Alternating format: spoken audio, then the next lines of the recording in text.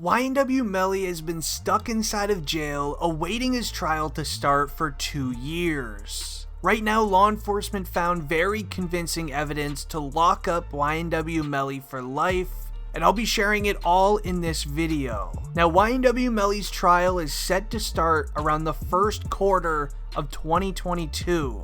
Now, this will be one of the biggest rapper-related court cases of all time, as there's a very high chance YNW Melly gets sentenced to life. Now, on October 20th, his court files have been updated. The prosecutors in the case are now requesting the Broward County judge to force YNW Melly to provide his DNA in order to solve the case. Now, in the court document, it states that in the vehicle where YNW Melly allegedly did the act towards 2 individuals, there was a huge piece of evidence left behind inside of the vehicle. Now, this piece of evidence is a yellow jacket. So this yellow jacket was analyzed by the Broward Sheriff's Office's crime lab, and then there was a report issued.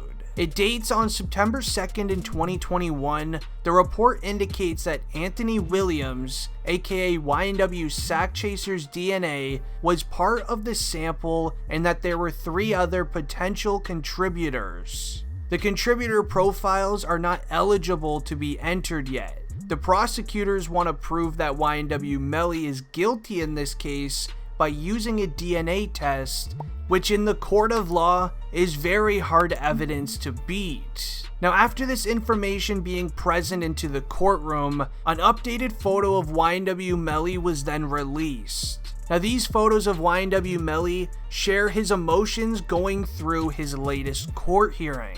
Now, here you can see YNW Melly smiling and looking very confident as usual. Sources then claim that were in the room with him that once the DNA evidence was brought up, things turned very sour in the courtroom. When exiting the courtroom, YNW Melly had to take an updated mugshot in which this photo was then released. Now, it's hard to tell if the quality is making YNW Melly look a lot more concerned than usual, but it looks very, very concerning.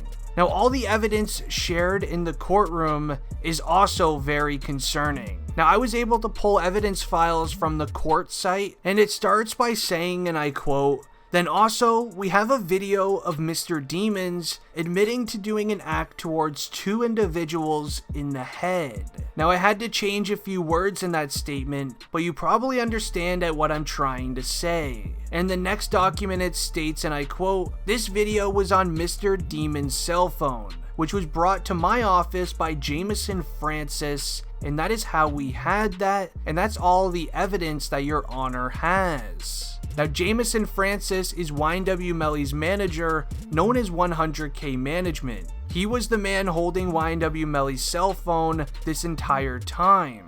The next court document states, and I quote, "These particular cell phones, which were both iPhone 10s, were on the T-Mobile network." So T-Mobile has a very interesting feature, where it will tell you the environment that the cell phone is in. So from these cell phone records, I can tell you the exact moment that Demons got out of the car and staged the drive-by location.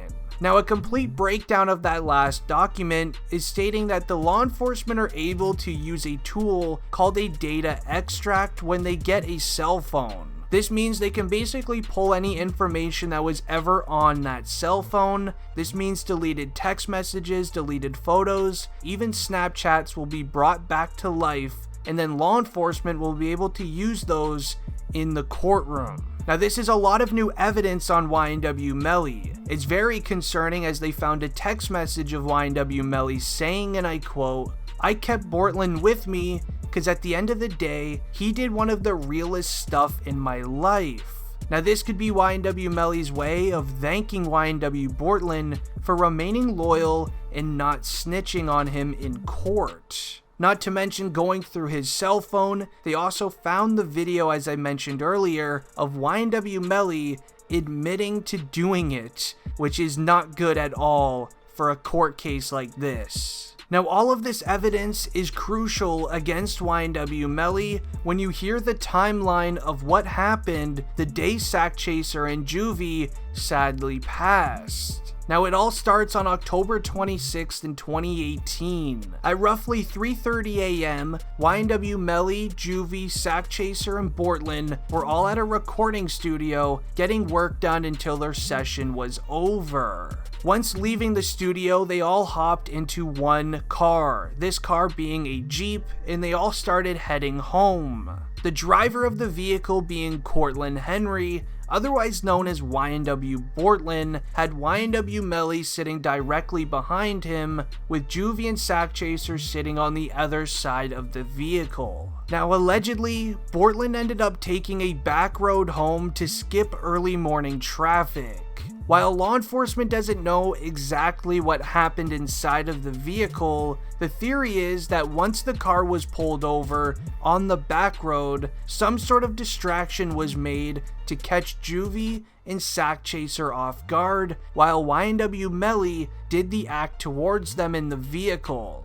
Law enforcement believe it was YNW Melly who did the act, as we mentioned earlier in the evidence files, him admitting to it on video, as well as the text message that he sent to his girlfriend at the time saying, "I kept Bortlen with me because at the end of the day, he did one of the realest stuff in my life." Now, this could easily be YNW Melly's way of thanking Bortlen for remaining loyal and not snitching, but after the act was done, the Jeep was allegedly brought into a side parking lot. This is so that nobody was in sight, nobody would hear a firearm being used, and nothing in that nature. This is when law enforcement believes that YNW Melly and Bortlen roughed up the vehicle in a 360-degree motion, that way it would appear as if a drive-by happened to their vehicle. Them wanting law enforcement to believe that it was a drive-by would actually be their excuse as to why Juvy and Sakchaser sadly passed.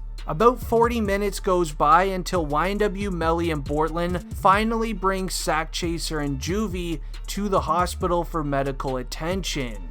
The biggest theory and the biggest question is, why did it take YNW Melly and Bortlen 40 minutes to get their two best friends medical attention after a so-called drive-by occurred? Now, it wasn't until February 13th where YNW Melly was finally brought into jail for the act, and this led to Juvy and Sakchaser's sad passing. YNW Bortlen would shortly also be brought into jail for 2 counts of accessory and helping YNW Melly cover it up. Now, this entire court case is easily one of the most confusing and complex court cases we've ever seen in music history. If you want to stay up to date with it, make sure you hit the subscribe button and don't forget to leave a like on the video. It's been District Trending and I'm out. Peace.